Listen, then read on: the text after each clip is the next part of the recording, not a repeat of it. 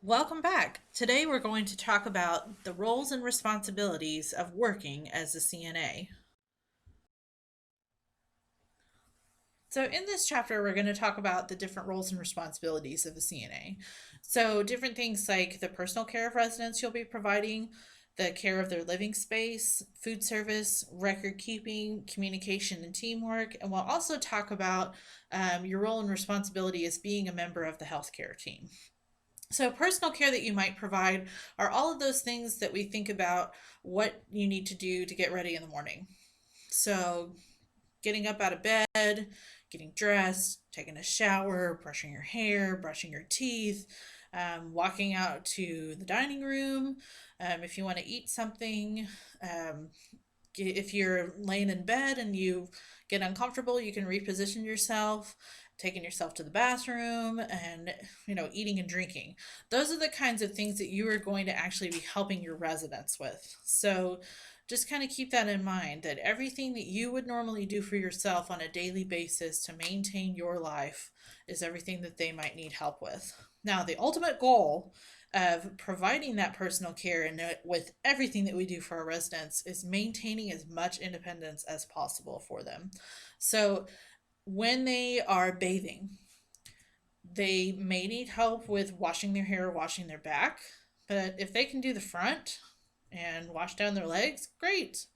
Let them do as much as they possibly can, because we want to help maintain that sense of independence for them, not only because it's the right thing to do and that's our job, but it is a federal regulation that we need to make sure that all of that independence is maintained as much as possible. So if you have somebody that comes into your facility and they come in, they can wash their own hair and do the front of their body, but they need help with their back and their feet. And they get to the point pretty soon where they can't do any of that stuff for themselves with a bath, then you may get um, some violations from the surveyors. And that would not be very good at all. So, some other things that you're going to be doing is helping to care for the living space. So, you may be helping the resident make their bed. Again, if they can help make their bed, help them. Let them do it. Just kind of fill in where they can't get it. You may also be changing soiled linen. So, if someone has been incontinent and they've had either urine or bowel movement in their bed, then you will help change that. You will also maintain a safe and clean environment. This means helping keep the floor free from clutter so that people that are able to walk will not trip over anything. This means if you have had somebody that's been incontinent, take that soiled linen out immediately, or take out the trash immediately if they have been incontinent or brief. That will really, really help keep down on the smells and help provide that person some dignity so that they don't get embarrassed by the odor in their room, because that is their home. We want to maintain everything as much like their home as possible.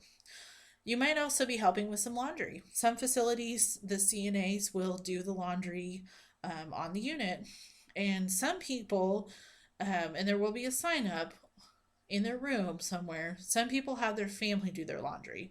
Now, this is very, very important to pay attention to, because when you launder the clothing at a facility, especially in a nursing home, that water gets very, very hot. And sometimes those clothes can shrink a little bit, no matter what you do. And of course, people are careful and they try to be respectful with the clothing and not shrink it.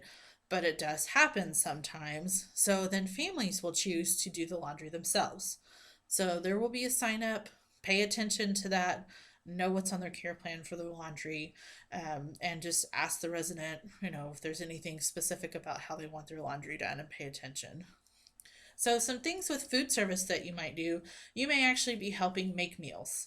You may be setting up food trays or helping the resident get all their food together at the table. You may have to cut their food. You may have to help them eat. You want to provide fresh drinking water.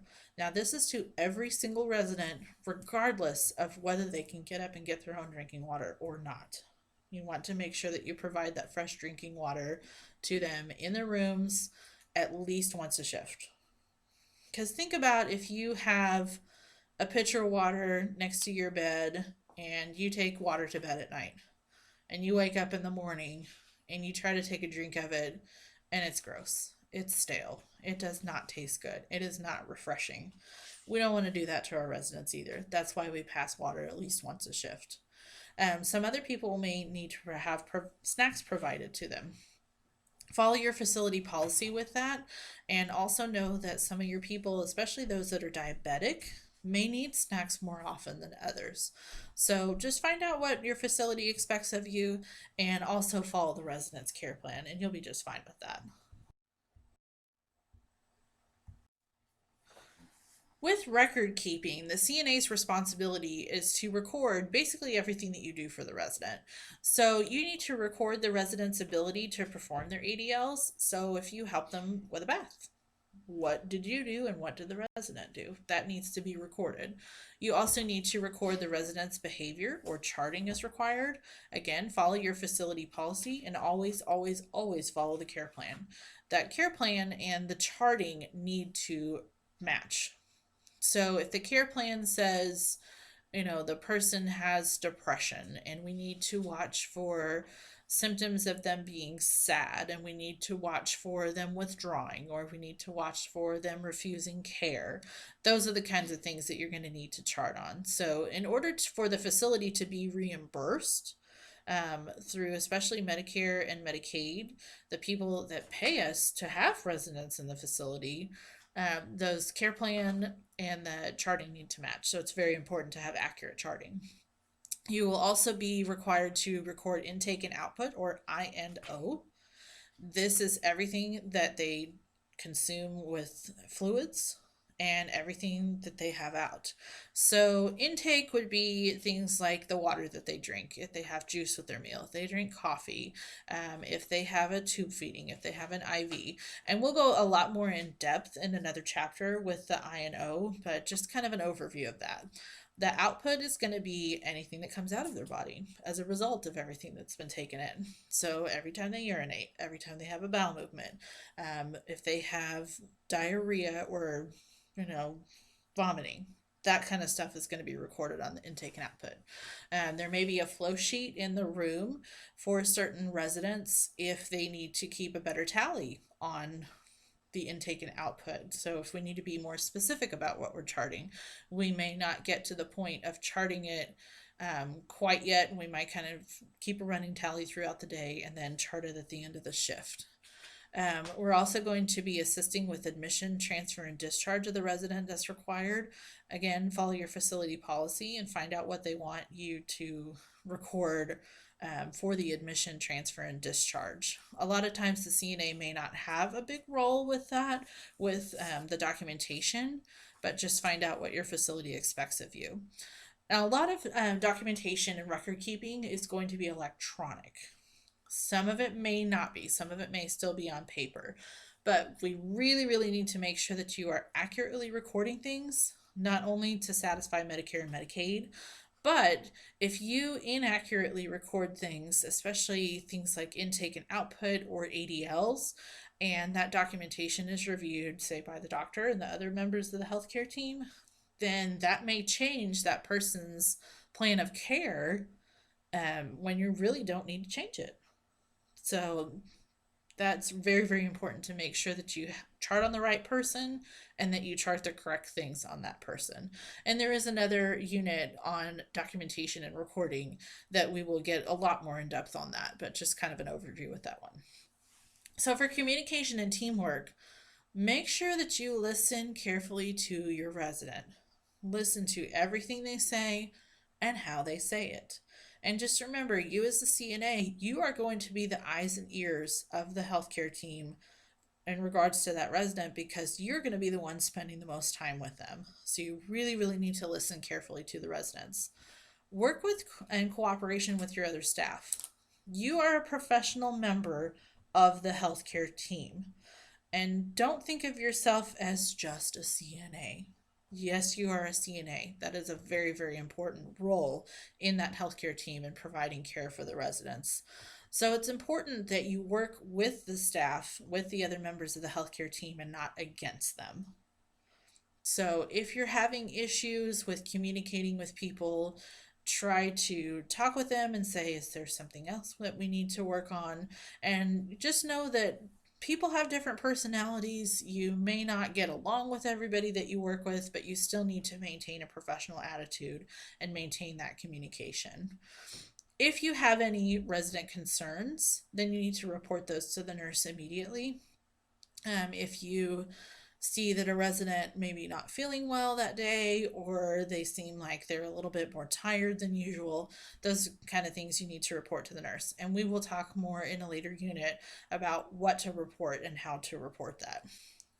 If your facility uses a communication book, you need to read that and follow it. This will help with reporting of things. Maybe you're coming on shift and you got report from the previous shift, everything's fine. Well, they forgot to tell you something, or something didn't get passed on to them. It may be in that communication book, so you need to go back and read that if your facility has one. Make sure that you read and follow your resident care plan, and make sure that if you have any recommendations for changes in their care, say normally they're able to get up and out of bed with just a little bit of help, but today that they are having more trouble, and you noticed yesterday they were having more trouble, and maybe the day before too, make recommendations for changes in that care. You are the one that's providing the majority of the care to the resident, so you see the things that they need and the things that need to be modified. You may also be asked to participate in a resident conference or care plan meeting.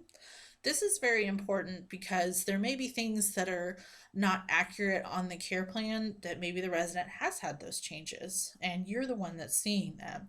So sometimes people forget to write stuff down, or they forget to tell the nurse, and being involved in that care conference may trigger some of the things that you need to talk about. So being involved in those is very, very important.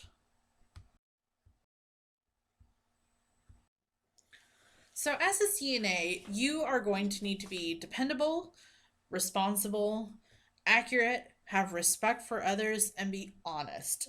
So, think about a previous job that you may have had where you worked with somebody that liked to call in all the time or come to work really, really late. The amount of work is not going to change just because that person is not there.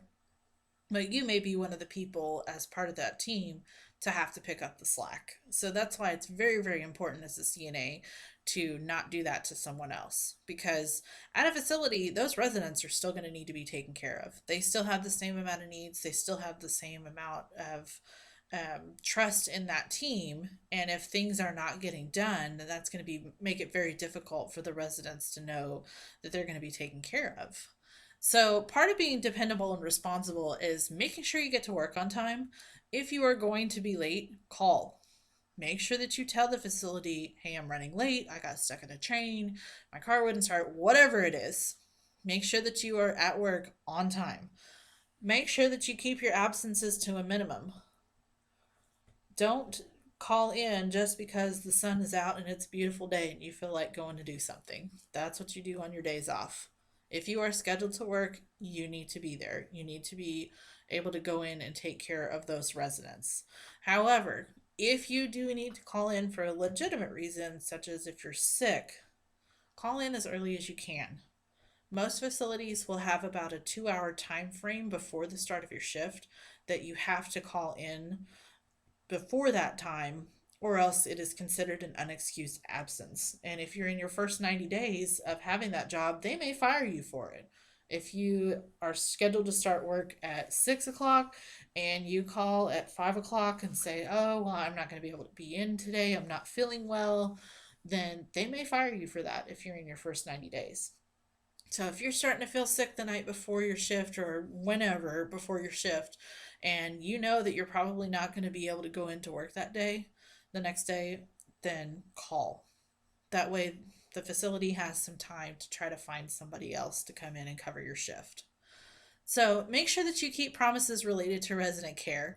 A big part of this is trying to not make the promises in the first place, because there may be promises that you are not able to keep. But if you have a resident that needs something and you tell them, okay, well, I'll be back in 5 minutes to do that for you, be back in 5 minutes.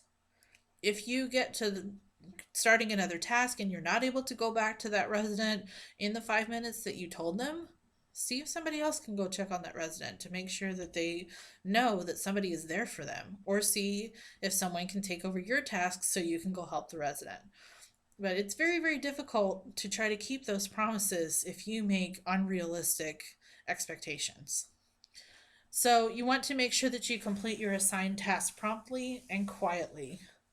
This doesn't mean that you can't talk to your other team members. Please talk to your other team members, get clarification on things, ask questions as much as you need to. Whenever people are starting a new job, they're going to have a lot of questions, and that is a good thing. And I kind of get worried when people stop asking questions, because to me, that either signifies that they are too scared to ask questions and really don't know what they're doing, or they think that they really do know what they're doing even though they don't. So please keep asking questions. Chances are, especially if you work with seasoned nurses or CNAs, someone else has had that question before, and someone else will have that question again. So don't be afraid to ask questions. So you want to make sure that you perform tasks for which you are competent for without being reminded. Your nurse should not have to micromanage you. They should not have to ask you, well, did you take that blood pressure for me? Well, did you take that person to the bathroom? Did you help feed that person? They should not have to be doing that constantly to check up on you. Yes, there is a nurse that is a supervisor, and they will check in with you from time to time to make sure you're doing okay, make sure that you're able to get everything done that you're needing to get done. But if you have an outline of a task, the things that you need to get done, you need to do them. If you as long as you're competent for doing those. If you get assigned something that you're not sure how to do, or something that you have not been trained for, stop and ask. Or if you get told to do something for which you are not allowed to do, such as if a medication aide gets all of the person's meds ready and they say, "Oh, hey, can you go get this to Mrs. Smith down the hall there?" No, you cannot. Stop and tell them that is outside of my scope of practice, or I am not legally allowed to do that. Don't do anything that you're not legally allowed to do. That is not a good thing at all. Make sure that you ask if you have that task that you haven't been taught yet. So if the facility wants you to go take a blood pressure on somebody and they have equipment that you're not familiar with, stop and ask somebody. You may know how to do a blood pressure, but you don't know how to do it on that specific equipment. So make sure that you ask, and that should be part of your orientation. But just remember, even though you're done with your orientation time, and you may get, several days to orient with somebody and learn how to do the job, even when you're done with that orientation time, you're still going to have questions, and that's okay. Everybody needs to learn something new every day. Keep your brain going. So make sure that you're a good team worker and have a cooperative attitude. If your nurse asks you to do something, or the CMA asks you to do something, and you've got time to perform that task and you just really don't feel like doing it, please don't bring an attitude to that person, because they're going to stop asking you to do things and they're not going to have any confidence in you. So be a team player. Just know that everyone is there for the same reason and the same goal, and that is to provide quality care to the residents. So just because something is not in your specific job outline does not mean that you can't do it. Say if you are working on a unit and the dietary staff is the one that passes out the trays in the dining room, or passes out the plates in the dining room. If they're getting overwhelmed and you're there and they ask you, "Hey, can you help me pass out these plates?" Don't say, "Well, that's not my job." That's not helpful, and that will delay the resident getting their food and potentially make the residents really cranky when they get a cold plate because they had to wait. So just be a good team player. And you should also know what is expected of you. Part of your job will be learning about the job responsibilities, and that should be outlined whenever you get hired somewhere. So make sure that you know what's expected of you, and just if you're not sure, ask somebody. Another really good thing about being a team worker and having a cooperative attitude, be proactive. If you see that dietary staff running around, they're really busy, Residents are getting angry because they're not getting their food. Stop and ask if you can help. That will go a long, long way in providing good resident care and also helping the dietary staff to know that you are a good member of the team and they are confident in your abilities. So, when you talk to people, you need to be accurate. You need to communicate clearly, use appropriate terminology. There may be a list of terms or abbreviations that are approved by your facility and things that are not. That's what you need to know as part of, especially your charting and also when you're talking to other people. So, one of the things with being accurate is say you find a wound on a resident and they've got a sore and it's on their tailbone. So if you come up to the nurse and say, well, they've got a big red spot on their behind, and walk off, is that really helpful to the nurse? Probably not much. But if you're able to kind of describe it a little bit better, that will be a lot more helpful to figure out, okay, how did this occur? What do we need to do about it? What kind of steps do we need to take to help with that? So you want to make sure that you're using clear, appropriate terminology when you're communicating with people. And we will go into that a lot more both in our communication chapter and also in our reporting chapter. So you want to make sure that you have respect for others. And in order to show that respect, you know, make sure that you do what you say that you're going to do. Part of that is making sure that you keep those promises related to that resident care. Tell people that, hey, if you need help, give me a shout. I can help you. Make sure that you are doing things where you should receive that respect as well. So that is also being a good team player and making sure that all of your tasks are being done in a timely manner. Last thing is honesty. If you make a mistake, don't try to cover it up. Own up to your mistakes, tell your nurse, let them know what's going on. Hey, I had this happen, I made a mistake. This is what I did, this is how I reacted. What else do I need to do? But be honest. People are not going to like it if you try to lie and cover things up because chances are they're going to be uncovered anyway. And then you are going to be even worse off than if you had just been honest and admitted that mistake. So, another part of being a good CNA is to have desirable personal grooming habits. So, this does not mean that you have to be super squeaky clean and take a shower with sterile soap every day. That's not what we're talking about. We want to make sure that you are personally clean, though. Make sure that your face is washed, that your hair is clean, that you have your hair pulled back from your face. Your residents need to be able to see you, and a lot of times they won't recognize who you are until they look at your face. So they need to be able to see your face and not have hair hanging down over your face. Also, you need to smell good. And I'm sure you've probably been places, say you went to the grocery store and the person that's helping you check out really doesn't look at you. They've got their hair over their face. They don't smell too terribly well. They've got all sorts of dirt and grease underneath their fingernails. Are you really going to want to have that person helping you a whole lot longer? Probably not. So now think about, as a CNA, how close you're going to be to your residents and helping them do all of their personal activities. So you want to make sure that you are clean with that. Make sure that you have good health. Again, we're not expecting you to be a marathon runner or have the healthiest lifestyle, but if you are having trouble even doing your duties because of your health, that's going to make it kind of an issue. It might make it more difficult for you to be a good CNA if you don't have good health and that you're struggling to perform your job duties. You want to have neat and clean work clothing. So your employer may tell you what you need to wear. They may require specific types of uniforms. They may require you to wear a certain color of scrubs. They may require you to wear, some places are going to dress, Docker style pants, not dress pants, but kind of like khakis, but in different colors. So you may be required to wear those. Some places will require you to wear a vest. Just really depends on whatever your facility is.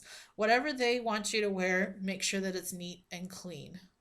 Make sure that it doesn't look like it's been sitting on the floor all night and then you picked it up and put it on. And that there's no stains on it. That your clothing smells okay. Another part of that is with the smell. If you do have perfume or cologne, keep it light. A lot of residents may be very off put by the smell of your perfume or cologne if it's very, very heavy or if you put a lot of it on. So, very, very, very light with that. Some places may not even allow you to wear perfume at all because certain respiratory conditions that residents have will be aggravated by the smell of the perfume or by the chemicals in the perfume or cologne. Make sure that you wear comfortable shoes that are safe for the workplace. This means that you cannot go to work in flip flops. You cannot go to work in heels. You really shouldn't go to work in Crocs or anything that's got holes in the top of it. So if you have a pair of tennis shoes type shoes that are closed toed, closed heeled, that have a good non skid sole, you'll be just fine. Nobody's expecting you to go out and buy $100 pair of shoes for work. You don't have to buy the nursing shoes if you don't want to. That is just fine. As long as you have something that is clean and that's comfortable, because you're going to be on your feet for a lot of time when you're at work as a CNA. So you want to make sure that you've got something on that's comfortable and that it's clean. Some facilities also will ask to have you only wear certain colors of shoes. So they may tell you, which kind of uniform you wear, and then they may also say you can only wear either black or white shoes. Just follow your facility policy with that, and you will find that in your employee handbook, your dress code. So your name badge needs to be attached to your uniform. This needs to be on your uniform at all times whenever you're in the facility. So if you come into a facility and you forgot your name badge that day, then you need to let somebody know so that you can get a makeshift one put on. If a surveyor comes in and they see that you do not have your name badge on, you will get a deficiency for that. So you need to be easily identifiable at all times. Some of your residents may not recognize your face, but if they see your name tag, and they may know who you are. So one of the things with your name badge is you need to make sure it's clearly visible to anyone. So if you wear your name badge on the upper right side of your chest, that will be clearly visible to everyone. Please don't wear it down on the bottom of your scrub top or hanging out the back of your pants or, hanging off your shoe. It needs to be very, very clearly visible, preferably in the upper right hand corner of your scrub top or your shirt. Make sure that you have a watch and a pen or pencil available to take notes, and you might even carry a little notepad. Even if your resident records are computerized, you may still need to take notes for things. You may need to use the watch to take somebody's pulse or take their respirations or even just to check the time. So make sure that you have all of those things on you as well. And not all of your facilities will provide those pens, pencils, and watches. That may be your responsibility to have that. So make sure that you have them on you at all times. And just know that pens and pencils have a tendency to walk off if you leave them somewhere. So keep track of them. And it is very, very hard. Once you find a really, really good pen, keep track of it because it's hard to find another good one after that sometimes. So we've already kind of hit on the dress code. Just make sure that you follow your facility policy, and you'll find that in your employee handbook whenever you get hired somewhere. If you have any questions about the dress code, make sure that you ask questions. One thing that may be part of the dress code as well, besides what they expect you to wear, are things like tattoos and piercings. So some facilities are very lenient on tattoos and piercings, and they don't mind if you have anything as long as it's not offensive. Some facilities will make you cover up your tattoos and take out your piercings. A lot of times you can wear a spacer with your piercings if you really can't take them out for your whole shift, then at least something clear will still hold the hole open but not have the piercing visible. So just follow that dress code. A lot of residents don't really understand why people get piercings and lots of tattoos, so um, they may not feel comfortable with it, and that's why we would have people either cover up their tattoos or take out their piercings while they're working. So just follow whatever your facility policy is with that. And a lot of times people have difficulty getting past that uncomfortableness to the point where they are okay with how you are as a CNA and how well you take care of them. So it might take your residents a little bit of time if they have difficulty seeing past any tattoos and piercings. So, absence from work. If you have to be absent from work, again, call as early as possible. And please do not try to call in, just because you feel like it. That really, really, is hurting the residents and is going to hurt the other people that you work with. And then the next time that you work, somebody else that worked short because you called in might decide, well, it's my turn to call in, so that you have to work short. So please don't get into that game. Don't start that with each other. So, personal health, including any drugs and alcohol. Now, a lot of facilities will do drug screenings.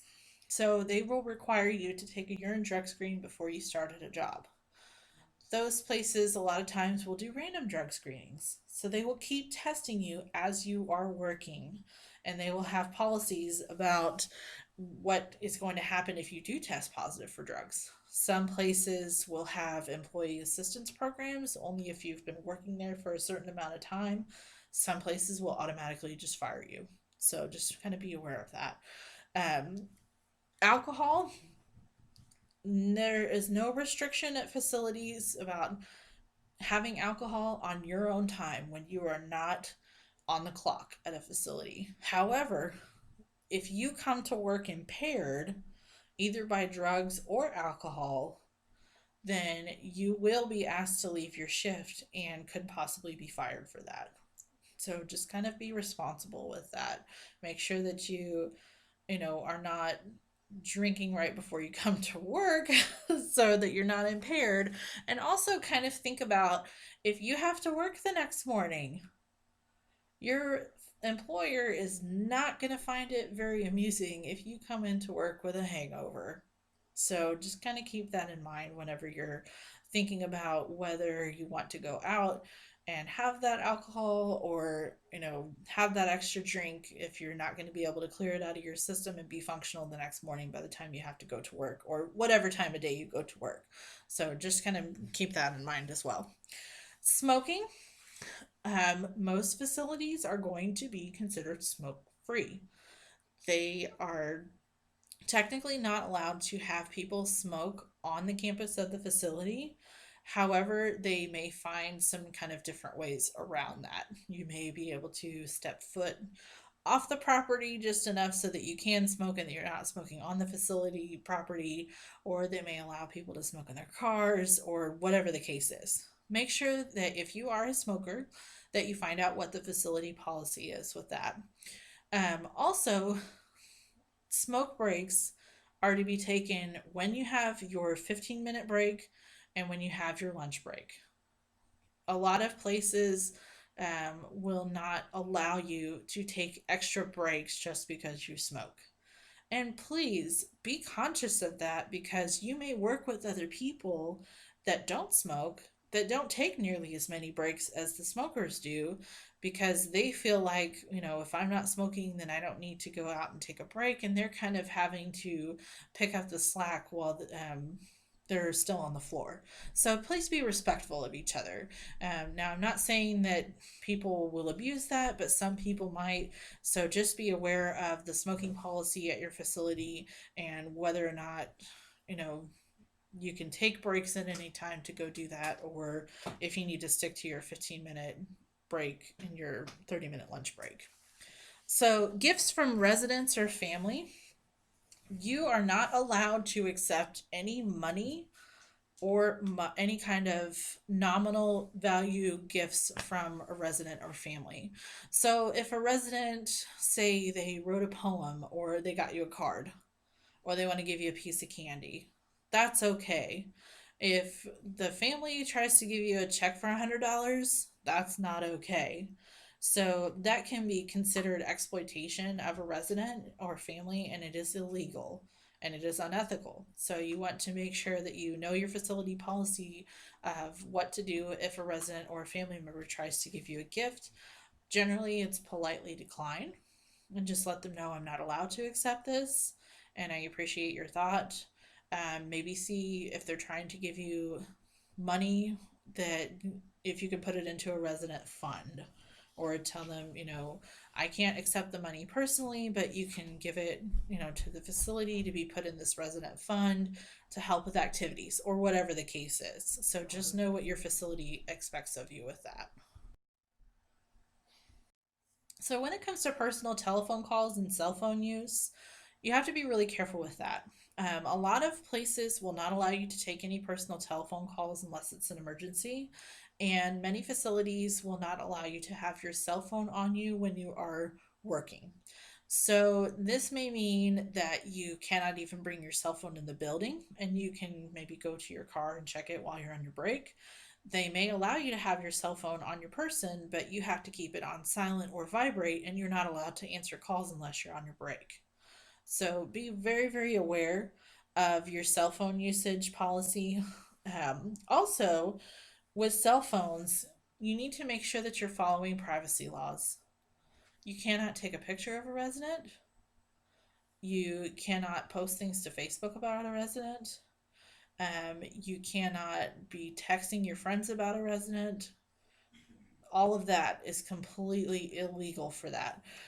Your facility may have a Facebook page or some kind of other social media page, and residents' families have signed consent forms for them to have their picture used, and that is okay as long as all of that documentation is in place. Then you may ask whoever is involved in that, usually the activities person, hey, we're gonna play ping pong, can we take a picture, or can you take a picture of us and put it on our Facebook page because this resident's having a lot of fun.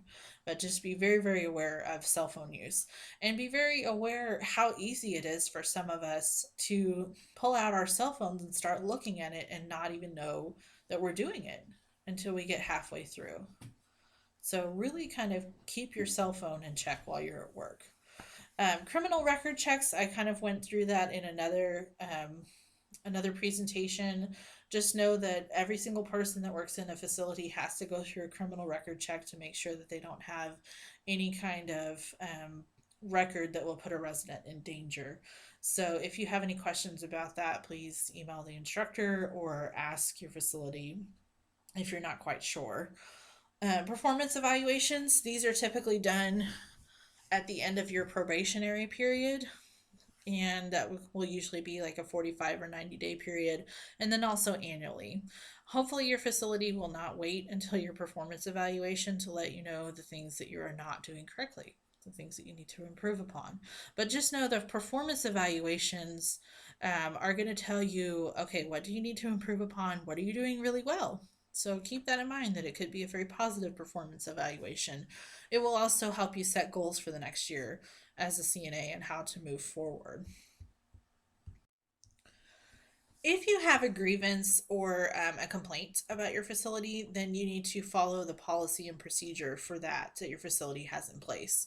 So if you are having an issue with a coworker and you can't really work it out, go up your chain of command.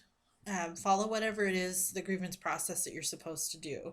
If you have a concern or a complaint about a resident, go to your charge nurse immediately. This could be a potential abuse, neglect, exploitation situation and not just a grievance. So you want to make sure that that is taken care of right away. So we're going to talk about confidentiality. And confidentiality means keeping your residents' personal information private and not disclosing it either in writing or verbally to other people that are not directly involved in the care. So if you have a resident that, say, you take the resident to the bathroom and you notice that their bowel movement looks different than it normally does, and you need to report that. Reporting that to the nurse, that is someone that is directly involved with that resident's care. Now, going up to the dietary staff and saying, man, Mrs. Smith had a big, really kind of bloody bowel movement today. That was kind of gross, and I'm really kind of concerned about her too. That's not okay because that person does not need to know about that aspect of the personal care. Now, if Mrs. Smith had said, well, I really don't like what's on the menu today, I would like something else to eat, that would absolutely be appropriate to take to dietary. So, the people you cannot share things with, personal information, can't share it with other residents. Please do not go in someone's room and start talking about another resident and talking about Mrs. Smith and her bloody bowel movement and how Mr. Jones did yesterday. That no, don't be doing that with other residents. You cannot be talking about personal information with visitors, relatives, or friends. If you have a visitor that comes and they want to know personal information about a resident, just politely let them know, I'm sorry, I'm not allowed to discuss that. I have to keep privacy and confidentiality. If they persist, refer them to the charge nurse. And the charge nurse may be able to kind of talk to the relatives, friends, visitors, whoever it is, with the resident's permission. But, you know, you just kind of keep it simple. I'm really not at liberty to discuss that and kind of help them move on with their day. So, again, you do not need to share anything with staff that are not caring for the resident. If you work in the same facility as your best friend, but you and your best friend are not working together that day and they're on another unit, you do not need to be talking about your residents to them. It has absolutely no impact on their care. Just don't go there. Also, if you're going to share information such as with the other CNA that you're working with or with the med aide or the nurse, don't do it in a public place because then everybody walking by can hear what you're talking about. Also, do not do anything away from the adult care home. If you see Mrs. Jones's daughter in the grocery store and she comes up to you and says, well, how's mom doing today? I haven't had a chance to get over there and see her. And I know that you work during the day. Did you work today and see her? And then just tell her politely, I'm sorry, we're not outside of the facility. I really can't discuss that. If you want to know how she's doing, you're more than welcome to call or come by tomorrow and I can talk to you.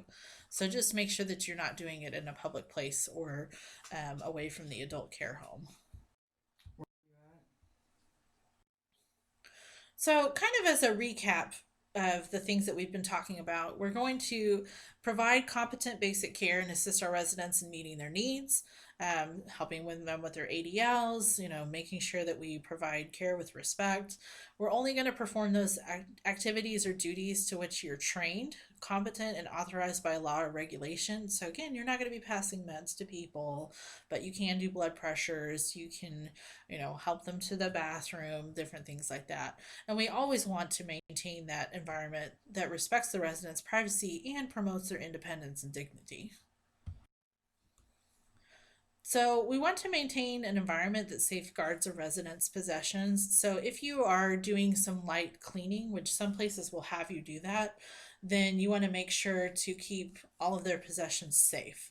Make sure that you don't knock off that expensive, heirloom vase that they've had forever. That's, prized possession of theirs. So, also, you want to make sure that if you feel that someone is acting suspicious, and that they may be potentially stealing from a resident, that you want to notify somebody right away just to make sure that the resident's possessions are maintained. You want to support the resident in exercising their rights, and we've already kind of talked about that one in another chapter. You want to report to the nurse any changes in physical, mental, or emotional conditions. You want to accept the tasks that are assigned to by the nurse when you're competent to perform those tasks. Perform it promptly, make sure that you document, and if needed, follow up with the nurse and let them know that you performed the task. So if they tell you, hey, I need you to go take a blood pressure on Mrs. Jones, go down, take the blood pressure, go back, let the nurse know what it is, and document it. That's going to be a very, very easy way to maintain your responsibility on the healthcare team. So, some actions that are not within the CNA responsibility, some of the things that we've already kind of talked about, like administering medications. You cannot accept orders from the resident's physician, only a nurse can do that. And you cannot reveal information from the resident's chart. So, if the family members come in and they're asking, well, hey, how's mom doing? Can you tell me how her labs were? No, you cannot. That's part of the chart. You can give kind of almost like a weather report to people. Well, mom's doing pretty good. She was able to get up and, went down to the dining room, ate a good breakfast, and she's been feeling well today. Keep it short and sweet. So if they want any additional information, you can always refer them to the nurse. So, we're going to talk about negligence and neglect. Negligence is the failure to use the care that a reasonable and prudent, careful person would use in a similar situation. Neglect is the failure to provide care or services that are reasonably necessary to ensure the safety and well being of your residents and to avoid physical or mental harm or illness. So, some different situations that might happen with negligence and neglect. If a resident falls because you did not put the call light in place in reach, that is neglect. And that is an act of negligence. If the resident obtained an infection because you didn't wash your hands between residents, that is again a neglect situation. If you don't follow the care plan and the resident is harmed, such as if the resident is required to use a lift to get up out of bed, a mechanical lift, and you decide you don't want to go get the lift and you help the person out of bed by yourself and the resident falls and gets hurt, that is a neglect situation. Another thing that is really, really big is if a resident develops a pressure sore or an ulcer because you did not change the resident's brief or reposition them, that is a big neglect situation. So, we'll talk throughout the course about how to avoid neglect situations altogether and what to do if you do find one. Abuse. Abuse is an act or failure to act that intentionally or recklessly causes harm or is likely to cause harm to a resident. So, this includes physical abuse, mental abuse, sexual abuse, involuntary seclusion, and emotional abuse. So, some different things like that: physical abuse, any striking, slapping, hitting, kicking, throwing a resident into bed, being rough while you're handling them. Mental or emotional abuse can be calling a resident a degrading name. You can threaten physical abuse, and that's still considered abuse. Or if you're performing sexual abuse, it is fondling the genitals or breast of a resident or rape. If you suspect any kind of abuse or you've signed any signs of abuse, you need to report those to the charge nurse immediately. So, some different signs of abuse might be bruising, skin tears, if a resident is scared of someone or scared of everyone. If they, of course, if they tell you, if they say, oh, well, I really don't want Mary coming in here because she was really mean to me last night and she told me she was going to hit me if I kept hitting the call light. Those are types of abuse that you need to report immediately. As a CNA, you have the obligation to immediately report any suspicion of abuse, neglect, or exploitation to the nurse. And exploitation is taking advantage of a resident, such as taking their money, using their phone to make long distance calls without their permission, or another way, using their goods to benefit yourself that's not going to benefit the resident. That's exploitation. So, if you report these suspicions to the nurse and you feel that they are not being properly followed up on, you can also call the Adult Care Abuse Hotline that's listed on the slide, and you can report these things anonymously, and the state has the obligation to follow up on those. So, any finding of abuse, neglect, or exploitation against a CNA will bar the CNA from employment in an adult care home. That's one of the things that we kind of talked about on the um, prohibition of employment things in a previous presentation. So, an abuse, neglect, or exploitation can also result in a criminal conviction.